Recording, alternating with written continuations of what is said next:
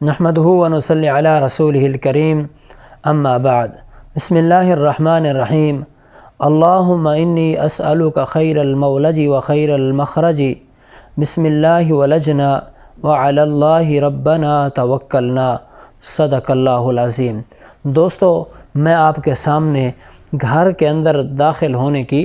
دعا کو پیش کر رہا ہوں، لیکن اس سے پہلے گزارش یہی ہے کہ ہمارے فیس بک اور یوٹیوب چینل کو سبسکرائب اور فالو ضرور کریں اور ہماری اس بات کو آگے ضرور شیئر کر دیا کریں تاکہ ہمارے دل کا تسکین بھی بنے، اور اسی طریقے سے آپ اور مجھے اچھی نیت سے شیئر کریں گے تو پھر ثواب ملے گا، تو اللہ تعالی ہمارے لیے دونوں کے لیے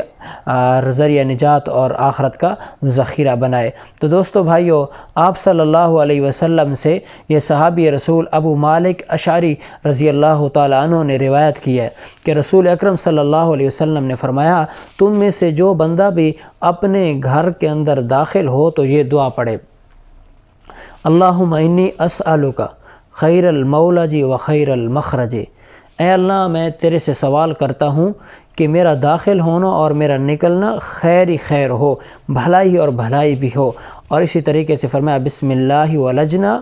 یا اللہ ہم تیرے نام سے شروع کرتے ہیں جو برکت والا، رحمت والا، خیر و عافیت والا ہے، اور اس نام سے کہ ہم لوٹتے ہیں تیرے نام سے، وعلی اللہ توکلنا، اور اسی طریقے سے یا اللہ ہم تیرے اوپر، ہمارے رب ہیں، ہم تیرے اوپر بھروسہ کرتے ہیں۔ تو دوستو بھائیو، نبی کریم صلی اللہ علیہ وسلم کی یہ دعائیں بتائی ہوئیں انسانوں کے لیے ہزاروں پریشانیوں سے نجات کا ذریعہ ہے۔ آج ہم رسول اکرم صلی اللہ علیہ وسلم کی ان باتوں کو معمولی سمجھ کے توجہ نہیں دیتے، ہم خود بھی نہیں دیتے، عوام بھی نہیں دیتی، تو اس وجہ سے ہم کافی ساری پریشانیوں کے اندر مبتلا ہیں۔ تو اس سے نکلنے کے لیے راستہ صرف دوستو ایک ہی ہے کہ نبی کریم صلی اللہ علیہ وسلم کی سنت پر چلا جائے، پیغمبر کے طریقے پر چلا جائے، اور اس کے پر چلنے سے اور عمل کرنے کی وجہ سے اللہ خیر و عافیت کرتا ہے۔ اور یہاں ایک بات کی میں وضاحت کر دوں کہ اکثر ہمارے عام معاشرے، جو دیہاتی معاشرے ہیں، ان کے اندر مرد جب